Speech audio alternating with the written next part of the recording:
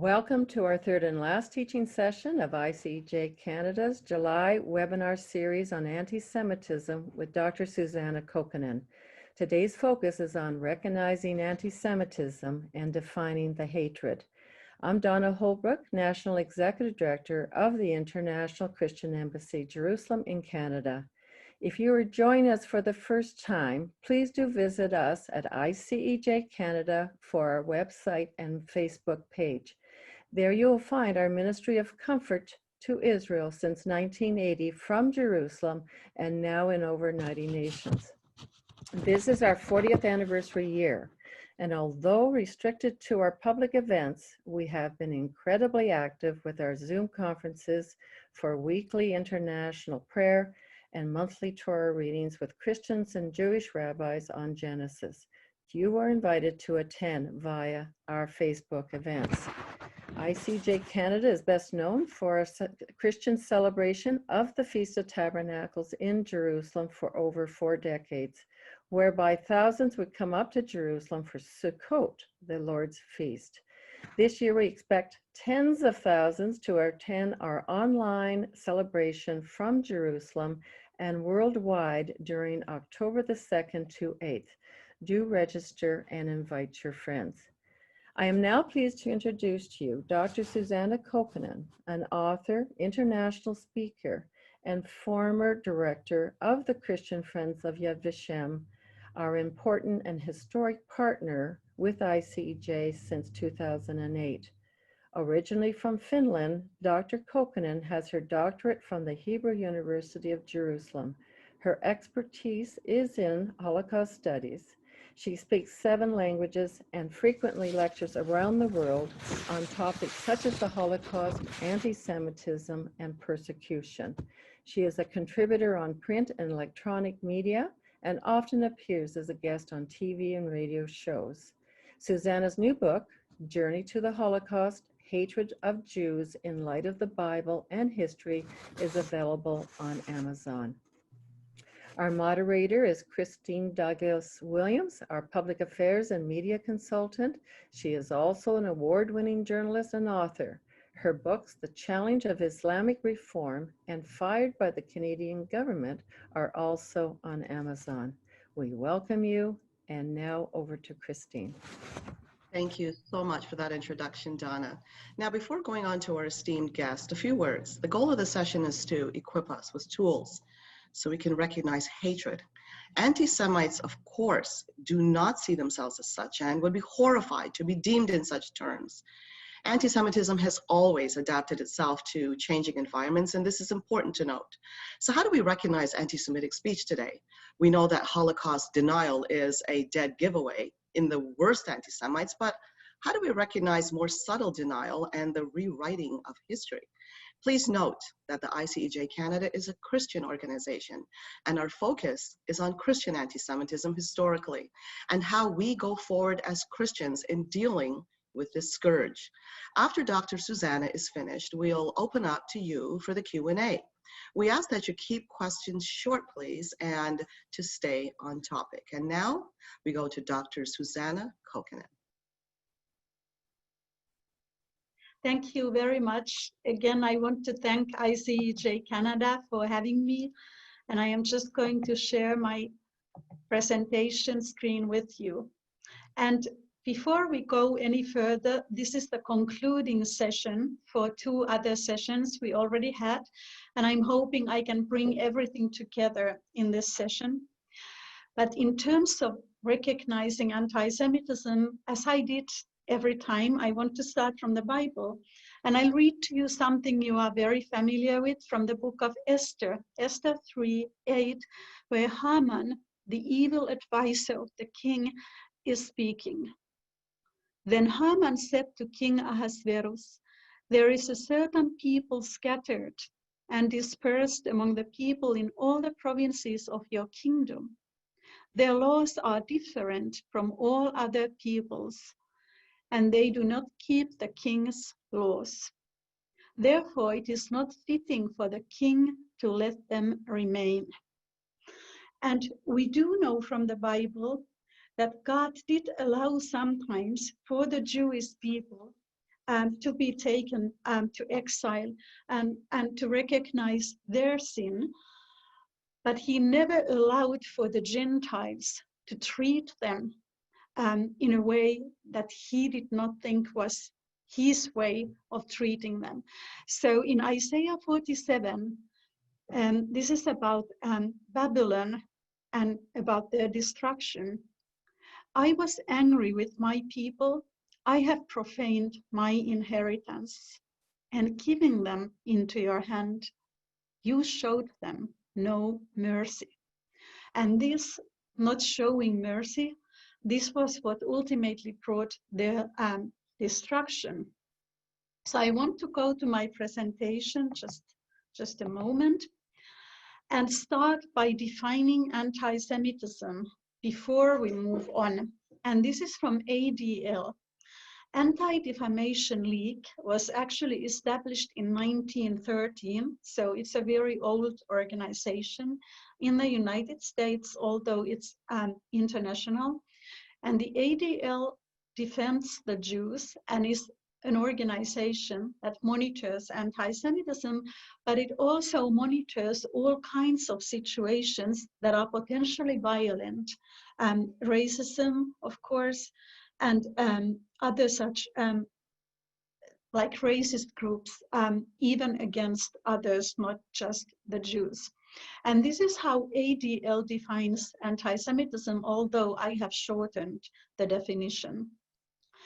Criticism of particular Israeli actions or policies does not, that is in itself as a singular incident, constitute anti-Semitism. However, it is undeniable that there are those whose criticism of Israel or Zionism is used to mask anti-Semitism. And my earlier slide, this has the definition of basic anti-Semitism now without taking into account the existence of the state of Israel. The belief or behavior hostile toward Jews just because they are Jewish. It may take the form of religious teachings or political efforts. It may also include prejudiced or stereotyped views of the Jews. So basically, to this definition, we add this hatred of Israel, and they usually go hand in hand, and we will come to see that.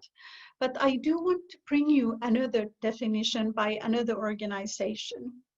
So in this picture, I'm actually in the Swedish parliament with a Holocaust survivor. And it's a very fitting picture because it was the Swedish Prime Minister Göran Persson who in 1998 actually initiated the International Holocaust Remembrance Alliance, known as IRA. It has 34 member states so far, and the Stockholm Declaration that was adopted in 2000 became the founding document of this organization. And IRA doesn't only seek to remember the Holocaust, but also to fight against anti-Semitism.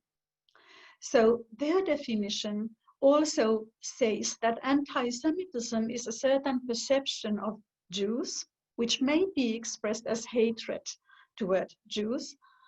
And this hatred then has rhetorical and physical manifestations directly against Jews, but also, this is very interesting to us, non-Jewish individuals or their property.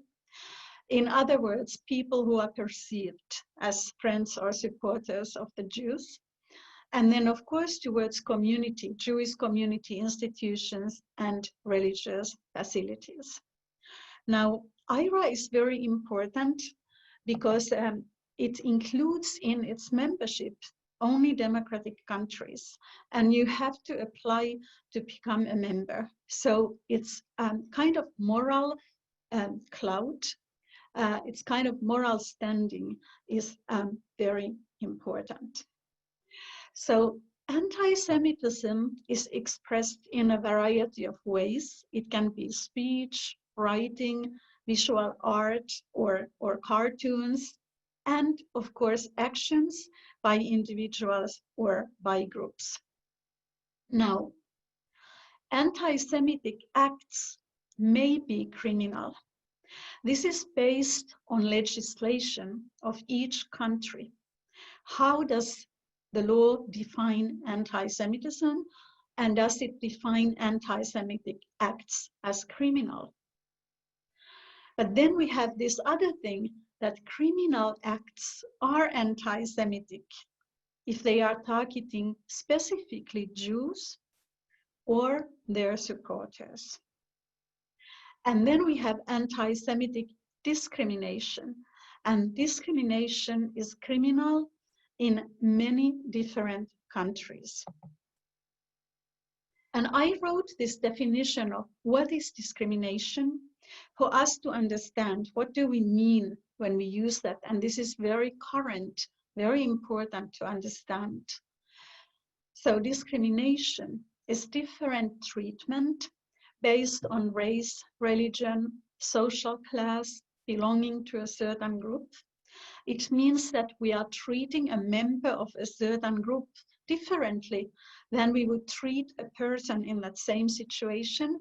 And that treatment is solely based on their real or perceived identity or belonging in a particular group or social class. And we might want to think that discrimination does not exist in our countries, but the truth is that it exists in all parts of the world. It exists in many different organizations, and it even exists in places where it's not tolerated. So now I am coming to these crimes, and I said that crimes might be anti-Semitic, or anti-Semitic crimes might be criminal acts depending on legislation. So how do they overlap? So first of all, Holocaust denial is punishable in a number of countries, and I will give you an example shortly. But there are also countries, many countries, where it's not illegal. So if Holocaust denial is not illegal, it might still be prosecuted as hate speech. Now, hate speech is a term that is very difficult to define. It's very difficult to determine if something is hate speech. But if there's no legislation against Holocaust denial, then if there is against hate speech, then that might be a possibility. When we have hate crime, if there is no specific legislation against hate crime, it's also vandalism, and there usually is law against vandalism. Anti-Semitic violence, violence that targets Jews, might not be criminal per se, but it is violent crime. And here in this picture, this is from Helsinki, from the Jewish cemetery. In Finland recently, there were several attacks on Jewish cemeteries, anti-Semitically motivated attacks. And usually, if anti-Semitic attacks on Jewish cemeteries are not criminal, there will still be a law.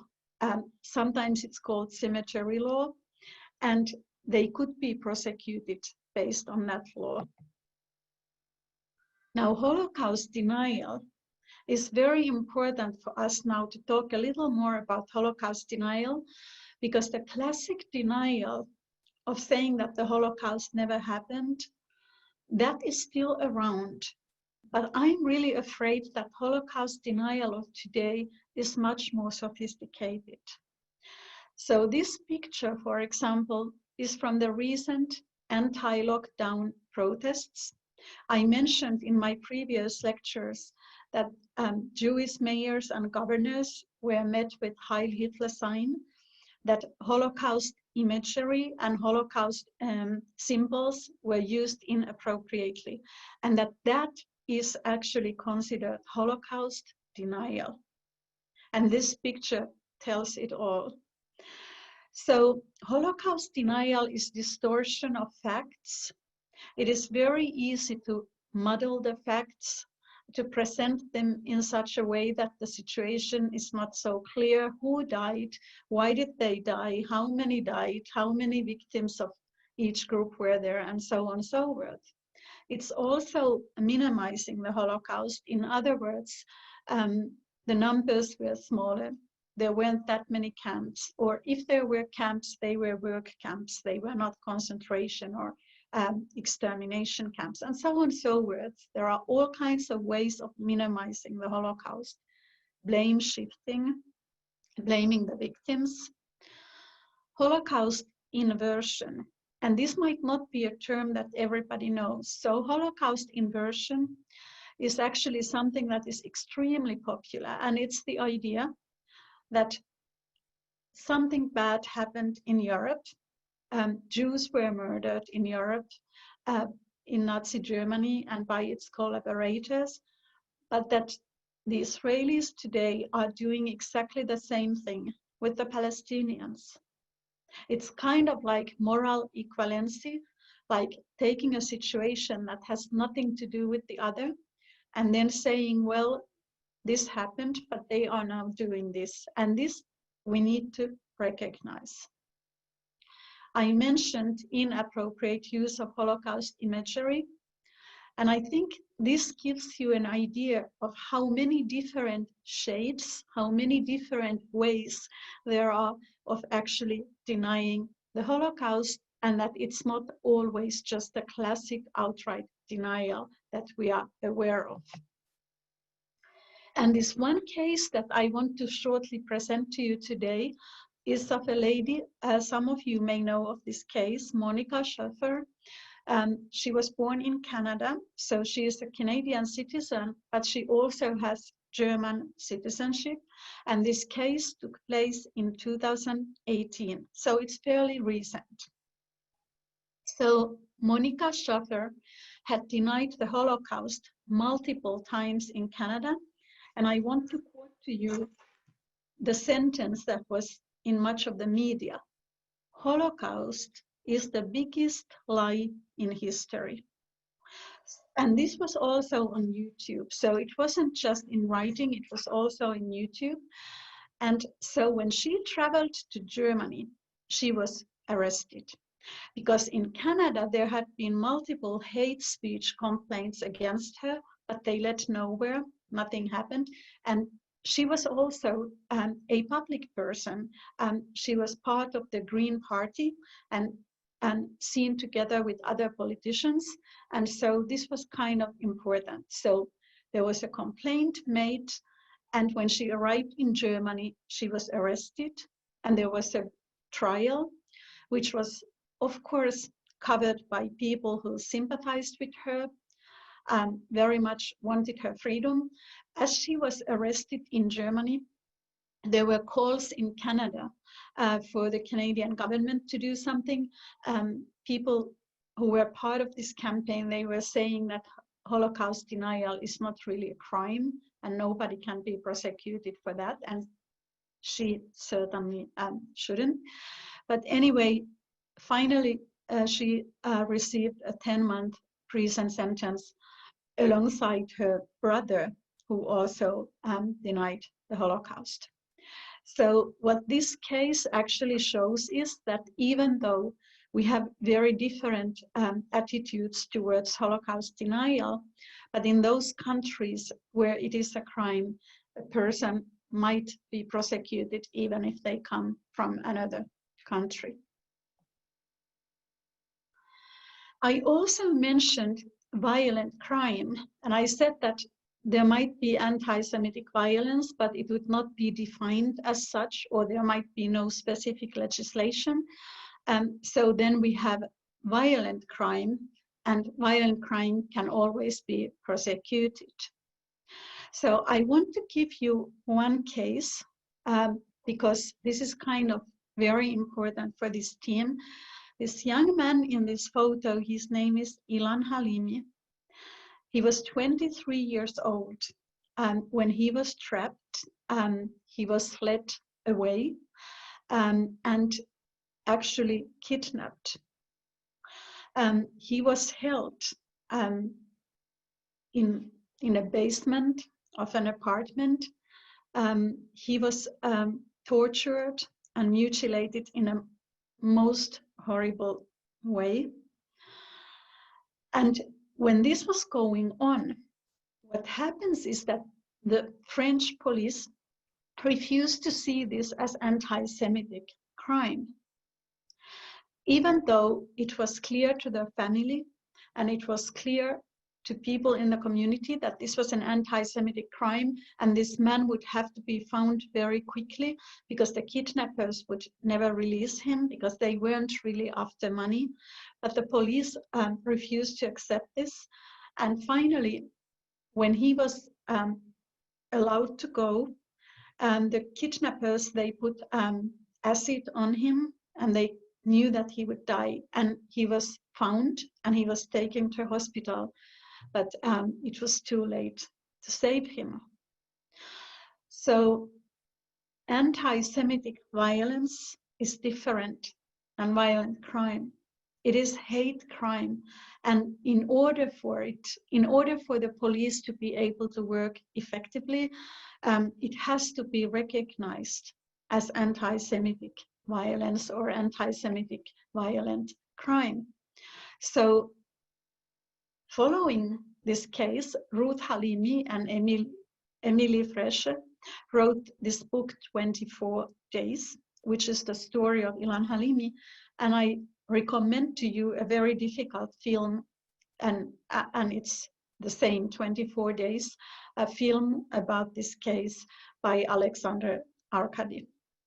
But the point here is that when this case happened, there were people in the Jewish community in France who understood that this wasn't just important because it was one case, but what happened hundreds of years earlier in France was the case of Alfred Dreyfus. Now, Alfred Dreyfus was a Jewish officer in the army, and when the army was hunting for a spy, because of his Jewish identity, he became a suspect. And even though it was found out that he actually had not committed the crime, treason, it was a long and horrible battle before his name was cleared. There was so much anti-Semitism in the society that they were willing to believe anything just because he was Jewish. So there were people in the Jewish community in France at the time of this case that they actually said, well, this is going to be like Dreyfus. This will be the first case. And you know what happened afterwards? I don't know how much you have been following, but actually there have been so many violent cases against Jews in France following Ilan Halimi's case. And it really turned out to be true that if you don't recognize that anti-Semitic violent crime is different because it is hate crime, that there will be follow-up, there will be more things happening, and that's exactly what happened in France. Now, coming back to this, how we recognize anti-Semitism, obviously, there was much that was already said in the previous lectures, but I want to collect these things together. So this idea of Jews as a collective, that Jews are not individuals, they are always part of this collective and they have this collective responsibility.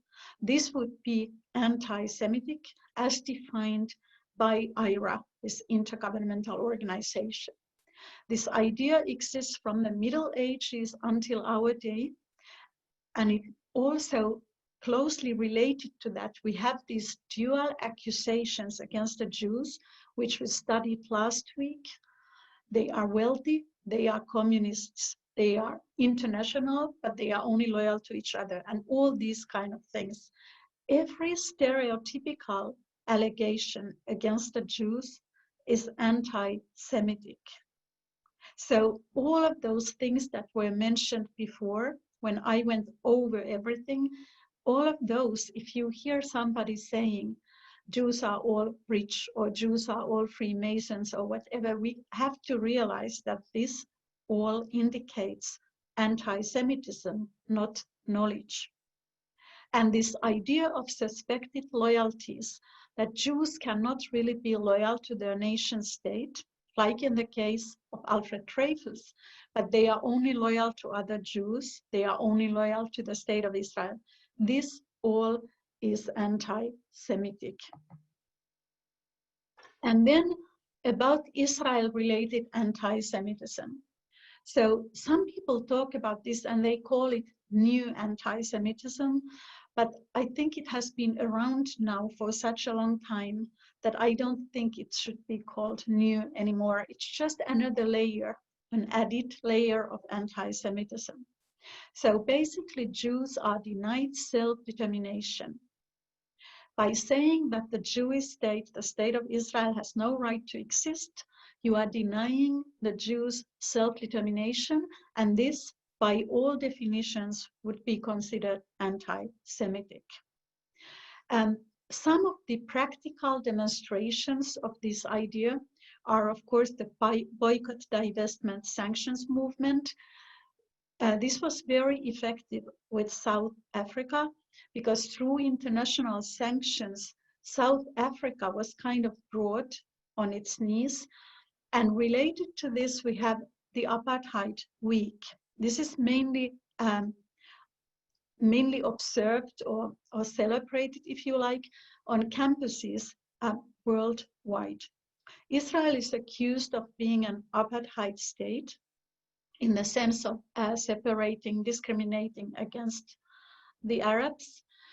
And there is this whole excessive focus on Israel. In other words, there are so many countries that have so many problems, but Israel is the only center of attention. And one thing that really demonstrates that is what happens in the UN. First of all, there are more UN resolutions against Israel than there are against any other state. But the second thing is that the UN Human Rights Council is very anti-Semitic. And the reason why I dare to say that like this is that you have members of council, like North Korea, for example, that have a terrible record on human rights, that give no human rights to their citizens, but they can sit there and they can criticize the only democracy in the Middle East. This is the height of hypocrisy. And it's very important that we know that this Human Rights Council, I'm not saying that they don't ever raise important issues, but that there is an excessive focus on Israel. Our media is often very focused on Israel's perceived human rights violations. And most NGOs, good NGOs that do very important work in different parts of the world, nevertheless, very often seem to go to that direction of seeing Israel as less than deserving. It's very hard to explain. Double standards. So what do we mean by double standards? Israel is judged very harshly. There's like a different moral standard for Israel. And if in our countries there were terrorist attacks, we would wish for our police to be as effective as possible, but Israel is supposed to act very, very nicely in those situations. So having double standards for Israel, demanding from Israel behavior you wouldn't demand from your own country, that by IRA, meaning by many governments, is considered anti-Semitic. And I do want to give you one resource that you might not know. Colonel Richard Kemp actually was in Afghanistan, and he has actually written on a number of topics, not just related to the Middle East or Israel, but anything political, military, and so on. So he has a website, and on that website you would be able to find articles on a variety of issues. But I mention him because he is somebody who really knows what he's talking about, and he says that the IDF is the most moral army in the world. So this would be a great resource for you. Ancient accusations that used to target the state of Israel now target Israel and the Jews. I am sorry, that used to target the Jews now target Israel and the Jews. So if you are using ancient accusations against the state of Israel, which were always used against the Jews, then that would be considered anti-Semitic. So blood libel, the idea that Jews would kidnap a Christian and use their blood, use their body for something horrible, that then during the Middle Ages progressed to include the idea of poisoning wells, thus causing Black Death, harvesting organs in our time. All of this is anti-Semitic. That the Jews are controlling the world's financial situation, this is an ancient accusation too, and it's considered anti-Semitic. Freemasonry, communism, world dominion, all of these, they are all accusations that have been repeated again and again and again, and they all are anti-Semitic. So let us look at what is happening today. Let us understand what is happening globally. So I am relying here on the EU, the Fundamental Rights Agency research, as well as on ADL research. And this research, both of these organizations did it by interviewing thousands of people in many different countries. And we have very important statistics. So globally, 35% of people have never heard of the Holocaust. 40% of people globally believe that Jews are only loyal to the state of Israel. But 70% of these people have never actually met a Jew. In Canada, hate crime would include all kinds of racist crimes. Hate crime is steadily going down, but anti-Semitic incidents are increasing. And in terms of numbers, 80% of European Jews feel that anti-Semitism has increased. 41% of European Jews fear anti-Semitic attacks. 63% of American Jews believe that since 2010, anti-Semitism has increased. 54% have witnessed anti-Semitic incidents, either that they were targets of them or they saw somebody else being targeted. In Canada, anti-Semitic incidents skyrocketed in 2014. Well, we all remember that was the time of the Gaza war in the summer, and media reporting was very much against Israel. Israel did a limited excursion into Gaza, and that was all. That just became one huge anti-Israel story. But the point is that after that war ended, anti-Semitic incidents did not go down, but they have been climbing ever since. Campuses worldwide are hotbeds of anti-Semitic activity. And I now come to a point that I think is very important and that would not be addressed by ADL or IRA or other such organization, but for us as Christians, we need to be aware of this, and that is theological anti-Semitism. What is happening in the church? So in my first session, we talked about replacement theology.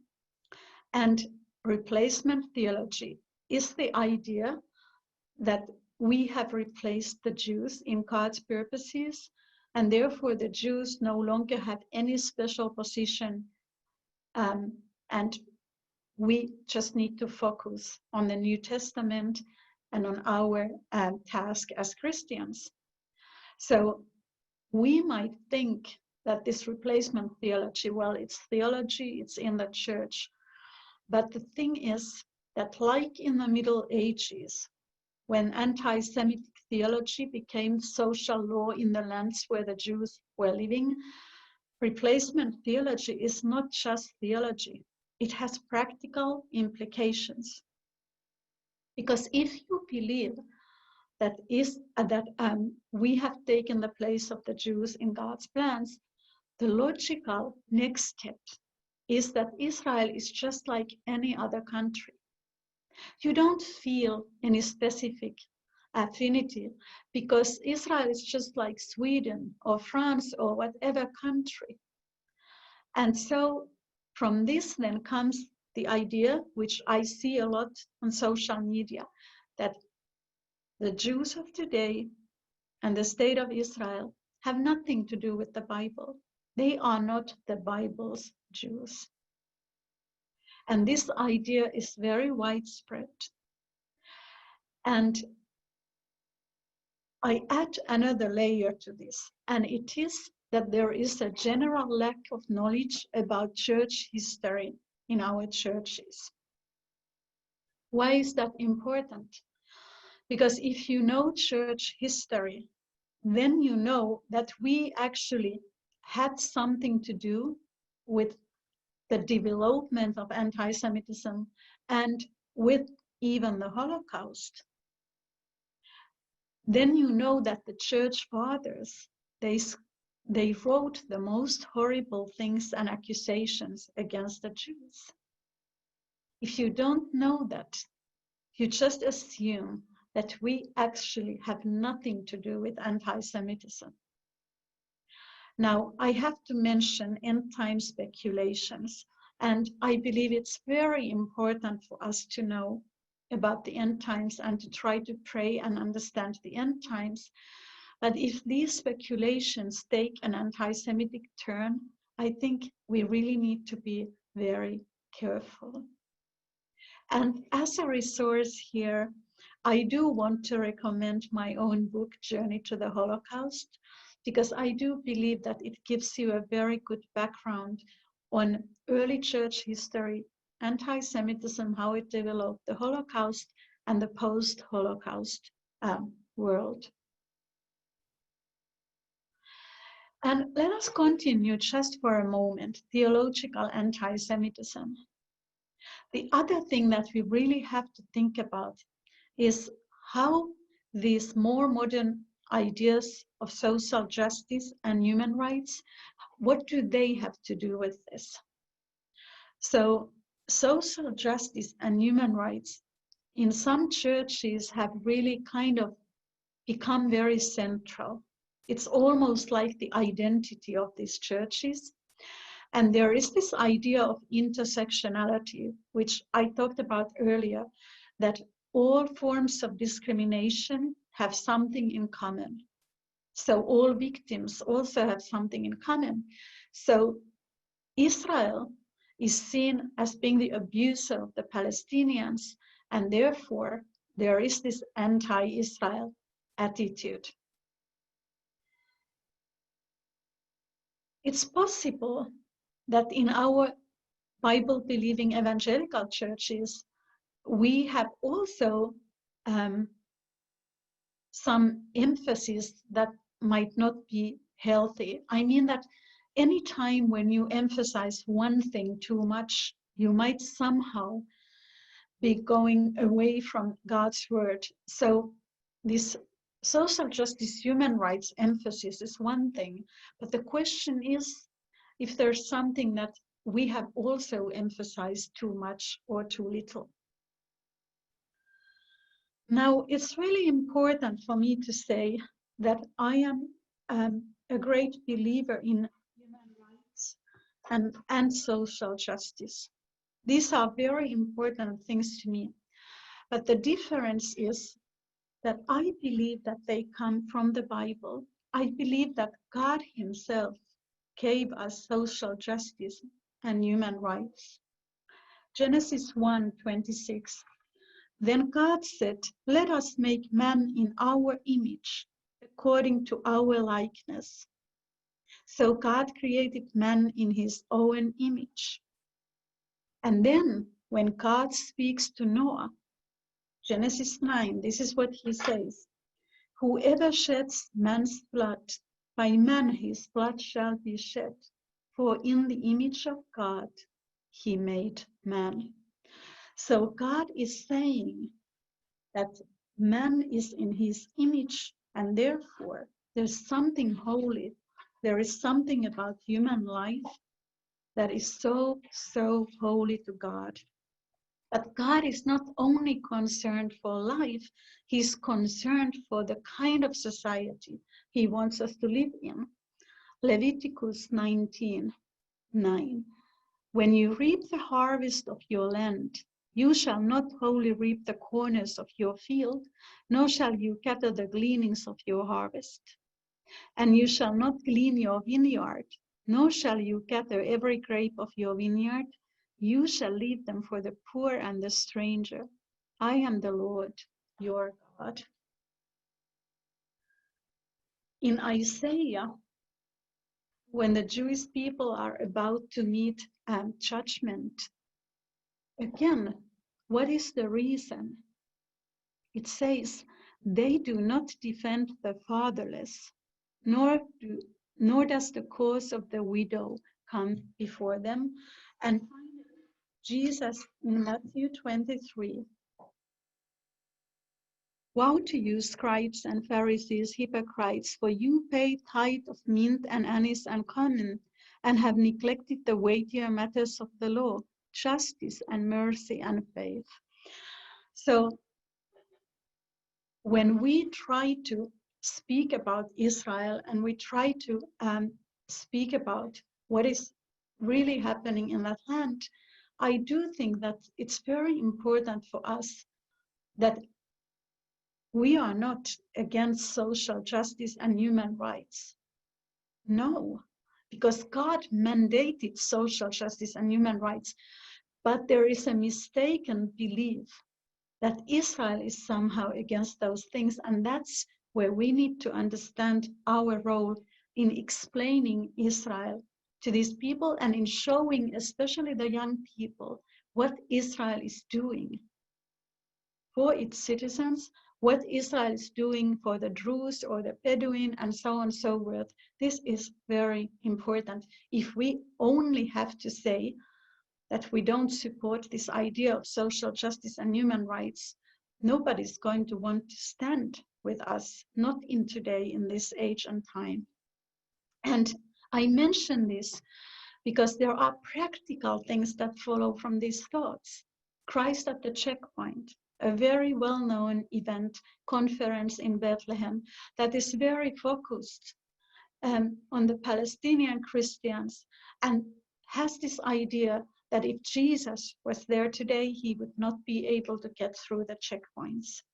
Many evangelicals are being targeted by Christ at the checkpoint. So we need to have answers to these things. BDS movement, boycott, divestment, sanctions. This is also a church movement. What do I mean by that?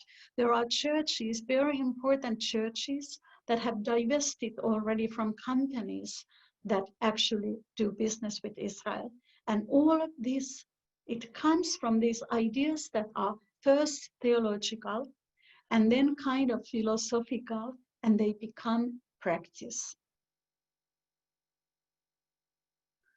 So now the final question, this is my last slide before our Q&A. What is happening in the church? There's lack of biblical literacy. And biblical literacy does not mean that you receive, somebody's sharing and you receive. It doesn't mean that you have a 3-minute YouTube video, that's your biblical teaching. Biblical literacy means spending time with God, spending time in God's word. That's the only way that you will know him and you will know the word. So when there is lack of biblical literacy for a variety of reasons, that is going to lead to lack of biblical values. There is no way that you will have biblical values if you don't know what they are. And lack of biblical values is going to lead to decline in support for the state of Israel. And why is that? Because ultimately, if something is unpopular, if something is not popular in the world, what is going to keep you supporting something that is not popular? If you don't know the Bible, if you don't know that the Jewish people came back to the land because God had said that they would, and if you don't know that you should stand with them because God has said that you should, that's going to lead to decline. And I don't know what that means. What is that going to mean a few years from now with the younger generation? And it's opening a door for anti-Semitic ideas to enter the church. Now, Genesis 12:3. Now, I know that everybody knows this verse, but I do want to read it from here. I will bless those who bless you, and I will curse him who curses you. And in you all the families of the earth shall be blessed. Can a curse be turned into a blessing?